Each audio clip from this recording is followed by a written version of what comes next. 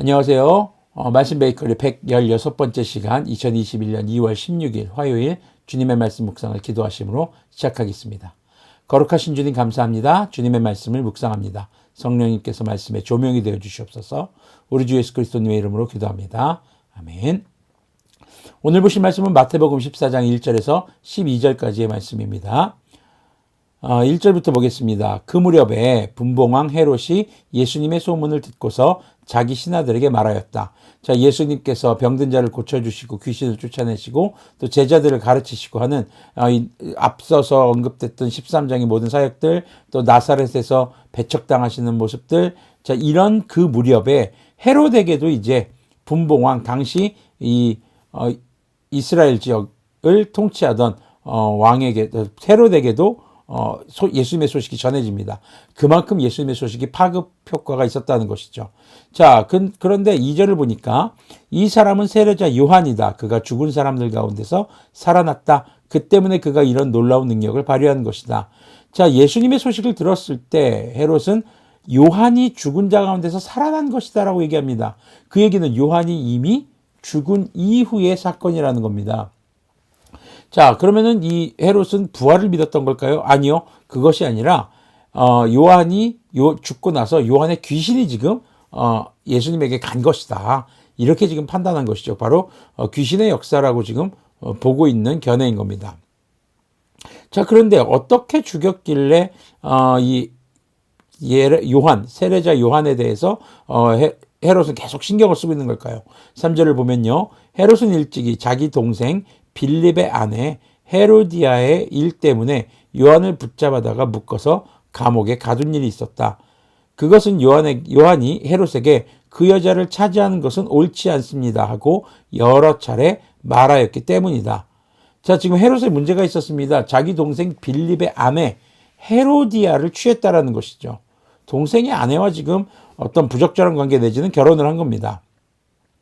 물론 이것이 동생이 죽었을 때 그 후손을 잇게 하는 고엘 제도와는 전혀 차원이 다른 거였습니다. 로마에는 그런 제도가 없었으니까요. 한마디로 지금 부적절한 관계인 겁니다. 자, 5절을 보니까 그래서 헤롯은 요한을 죽이려고 하였으나 민중이 두려워서 그렇게 하지 못하였다. 자기에게 옳은 말하는 이 요한이었습니다. 그런데 듣기 싫은 거죠. 왜요? 내가 하는 일이 잘못됐다는 거 자기도 아는데 그걸 덮고 싶은데 자꾸 그걸 들춰내고 얘기하니까 그 요한을 죽임으로써 입막음하려는 것입니다. 그런데 요한이 당시 많은 유대인들에게 존경을 받고 있었고 또 그를 따르고 있었죠. 그러다 보니까 민중이 두려워서 죽이지 못한 겁니다. 그래서 감옥에 가두었고 많은 사람들이 요한을 예언자로 여기고 있었기 때문에 헤롯도 지금 여론이 굉장히 두려운 상황이었던 것이죠. 자, 6절 보니까 그런데 마침 헤롯의 생일에 헤로디아의 딸이 손님들 앞에서 춤을 추어서 헤롯을 즐겁게 해주었다. 자, 헤로디아의 딸이라고만 하는 거 보니까 헤롯의 딸은 아닌 것으로 보여집니다. 그러면 그의 동생 빌립의 딸이라고도 볼 수 있겠죠. 자, 그리하여 헤롯은 7절 보니까 헤롯은 그 소녀에게 청하는 것은 무엇이든지 주겠다고 맹세로서 약속하였다. 이 맹세로서 약속했다는 것은 반드시 지켜야만 하는 겁니다. 자, 8절을 보니까 소녀는 자기 어머니가 시키는 대로 말하였다. 세례자 요한의 머리를 쟁반에 담아서 이리로 가져다 주십시오.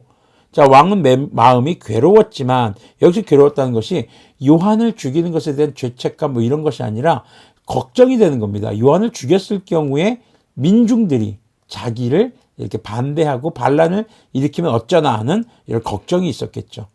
자, 이미 맹세를 하였고 또 손님들이 보고 있는 앞이므로 그렇게 해주라는 명령을 내리게 되었다. 그래서 그는 사람을 보내서 감옥에서 요한의 목을 베게 하였다.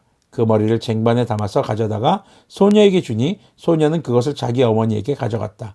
요한의 제자들이 와서 그 시체를 거두어다가 장사 지내고 나서 예수님께 가서 알려드렸다. 자, 이것은 이제 예수님의 사역이 진행되는 초창기 혹은 이 나사렛의 사건 이전에 일어났던 일로 보여집니다.